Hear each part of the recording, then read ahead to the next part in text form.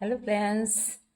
चलिए मैं आपको स्पिरिचुअल हेल्थ पर एक छोटी सी स्टोरी सुनाती हूँ जो कि बहुत मोटिवेशनल है। आपको सुनकर बहुत ही अच्छा लगेगा। ठीक है, तो एक बार की बात है, एक बहुत अमीर आदमी जो रास्ते से जाते रहते हैं और वहाँ पर रास्ते में उसको एक भिखारी दिखता है। अब वो भिखारी बैठ करके भीख मांगते रहता है, बट वो अमीर आदमी देखता है कि ये तो बहुत अच्छा नौजवान है, हट्टा कट्टा है, इसको भीख मांगने की क्या जरूरत है।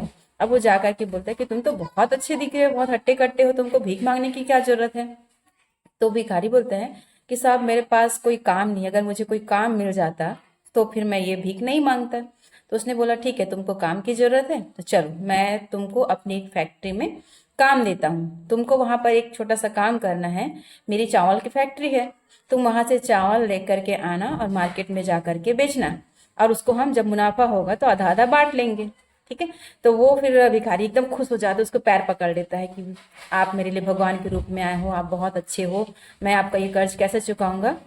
अब वो सोचता है ठीक है चलो तुम काम पर लग जाओ। तो वो बोलता है कि अब भिखारी सोचने लगा कि अच्छा मैं काम करूंगा तो इसका मुझे मुनाफा कितना होगा, कि आप जो मुनाफा होगा उसमें से 80% आप रखेंगे, 20% मुझे देंगे, या 90% आप रखेंगे, 10% मुझे देंगे। तो वो बोलते हैं कि तुम एक काम करना, क्योंकि मेरे पास तो बहुत पैसा है, तुम काम करना और काम करने के बाद में जो मुनाफा होगा उसमें से 90% तुम रख लेना, 10% मुझे देना। ठीक है। तो भिखारी इतना खुश हो जाता है और एकदम पैर पकड़ लेता है, फिर से रोने लगता है, आप तो सच में भगवान के देवदूत हो, आप आए हो बन करके मेरी लाइफ को संवारने के लिए, आपका बहुत बहुत धन्यवाद। अब वो काम में लग जाता है। दूसरे दिन जाता है फैक्ट्री में। जाने के बाद में वो बहुत मेहनत के साथ में, कड़ी मेहनत करता है लगन के साथ में। अब वो काम करने लग जाता है, चावल ला करके बेचता है। अब वो जो भी दिन आता है जब उसको प्रॉफिट देना होता है, फिर जैसे ही प्रॉफिट देने की बारी आती है उसके मन में सवाल आता है कि पूरे महीने मैंने तो इतना मेहनत किया, इतना मेहनत किया, अब इस मेहनत का पैसा मैं पूरा पूरा 10% उसको क्यों दूं इसमें, क्योंकि पूरा मेहनत तो मेरा था, मैं क्यों दूं। अब वहां पर उसके दिमाग में लालच आ जाता है कि मैं ये पैसा क्यों दूं, 10% भी क्यों दूं। तो कहीं ना कहीं यहाँ पर जो लालच आया है ना, और उनको क्या लगा कि मैं ये पैसा उसको क्यों दूं। तो यही सेम हम क्या करते हैं, जो अमीर आदमी था वो कौन है, भगवान है, और जो गरीब जो भिखारी है वो कौन है, हम इंसान हैं। जब हमको भगवान भेजते हैं है ना, यहाँ पर भेज करके कि तुम जाओ अपना कर्म करो और जो मुनाफा होगा उसमें से कुछ 10% तुमको क्या करना है, डोनेट करना है, किसी को दान करना है, देना है।